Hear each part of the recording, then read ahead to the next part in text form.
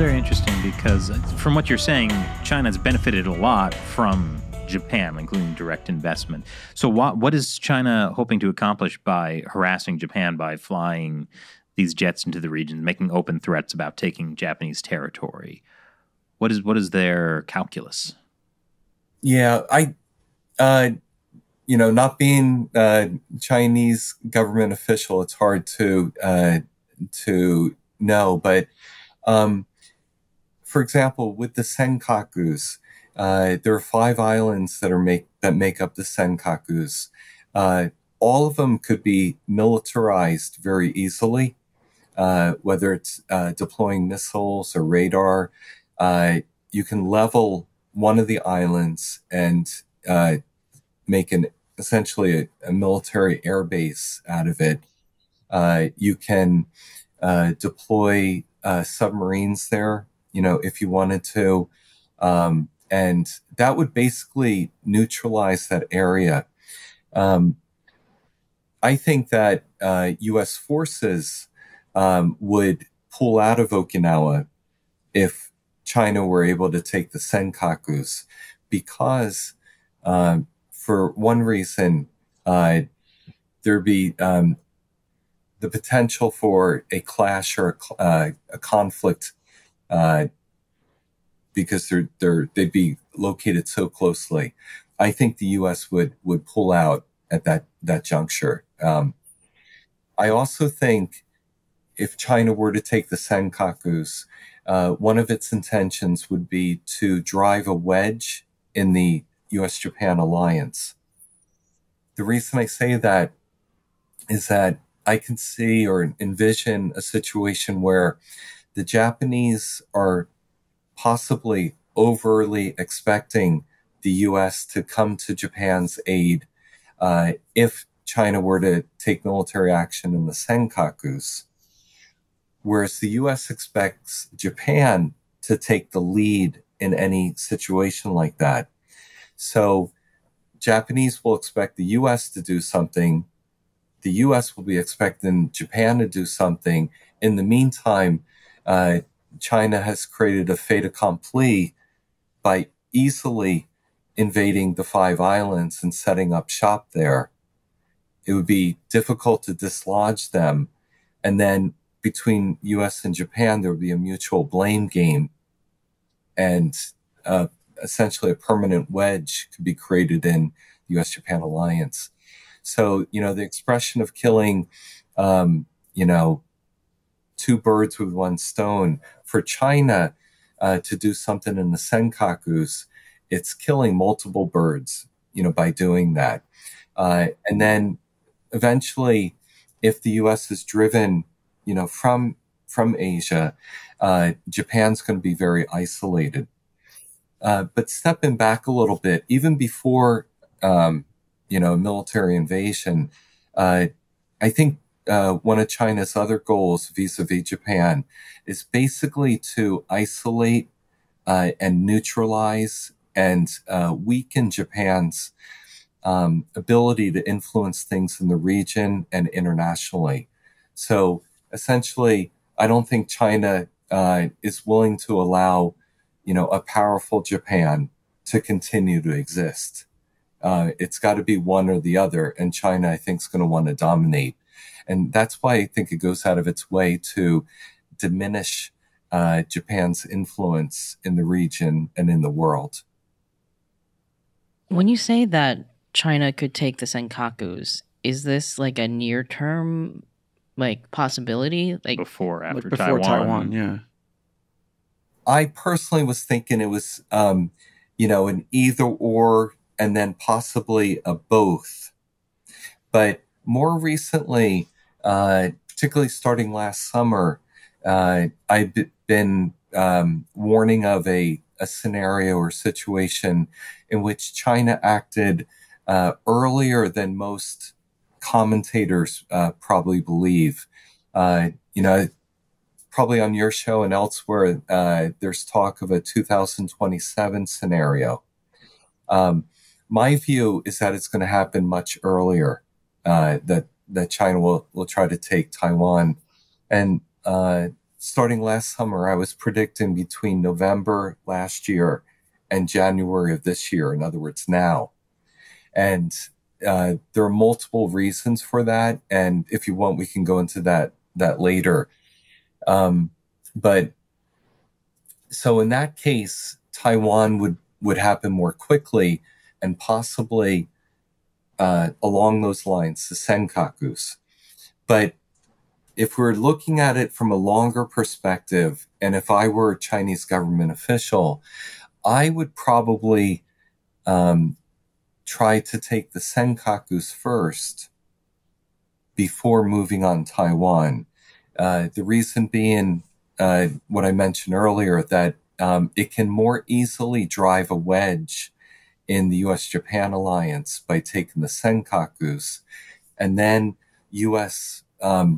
Forward deployment capabilities are potentially strongly weakened if it, can't operate from Japan at that point.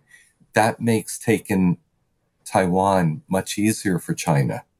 However, I think China may have other reasons to move more quickly on Taiwan, and it might do that first, or it might do Taiwan and Senkakus at the same time.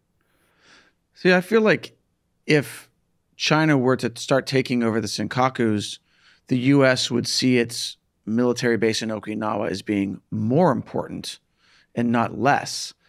Like, I guess I just don't understand why the U.S. would pull out at a time of such great need. Mm-hmm.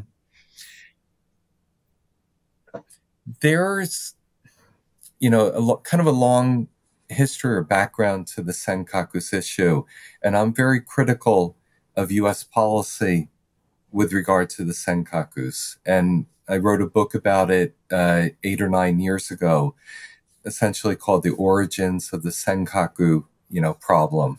The title's a little bit longer, but until the reversion of Okinawa in 1972, the 77 years before that, from 1895, when the Senkakus became part of Japanese territory, the U.S. recognized Japan's sovereignty over the Senkakus. And then in 1971, when the Okinawa Reversion Agreement was being worked on, the U.S. started taking a sort of ambiguous, neutral stance on the Senkakus. The U.S. eventually returned the Senkakus along with Okinawa, but it returned administrative rights, but not sovereignty, so to speak. On the sovereignty issue, the U.S. took a neutrality stance, saying that Taiwan, China, and Japan would need to work it out among themselves. And I find that a very irresponsible policy of the U.S., because it essentially created a vacuum in which, if the issue wasn't resolved quickly, perhaps China would eventually step into that. And that's what we've seen over the past 51 years. And that doesn't absolve Japan from part of the blame, too. Japan has done relatively nothing over the past 51 years to fill in that gap, to demonstrate that it has administrative rights over the islands. It hasn't built up the islands whatsoever like its other 450 inhabited islands. It didn't build a lighthouse. It didn't build a weather station. It didn't build a heliport or an airport.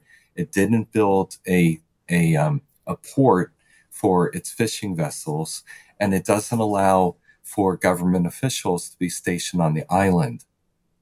And from an international perspective, I think that suggests that Japan doesn't have confidence with regard to its administration over the Senkaku Islands. So between Japan and the United States, there are differences about about the status of the Senkaku Islands. The recent 2+2 agreement between Japan and the United States the U.S. recommitted itself to applying Article 5 of the U.S.-Japan Security Treaty over the Senkakus, but it didn't get at the root of the problem, which is the U.S. neutrality on the sovereignty of the islands. And so for a long time, I've called for the United States to go back to its 1972 position, which was that Japan has sovereignty over the islands.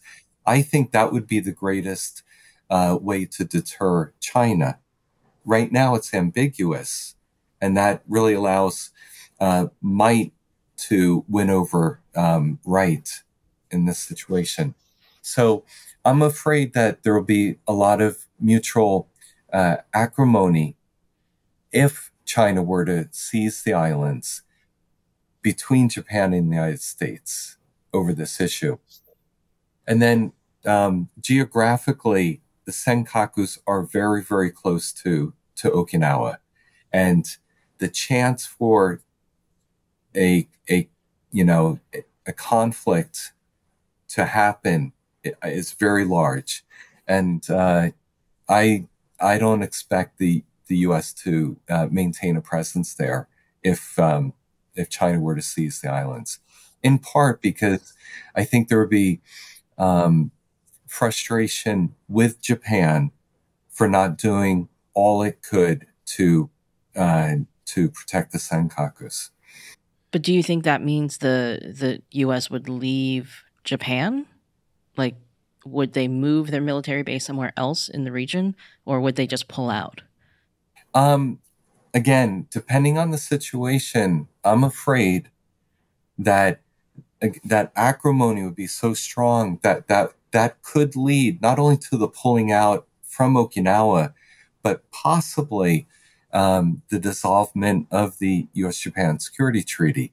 And the way it's written right now is that if one party wanted to end the treaty, it would inform the other party, and then 1 year later, the treaty would be dissolved. And that was part of the 1960 revised security treaty. So this is obviously a worst case situation, but I think it's highly likely. And in some cases, I think some people in Japan would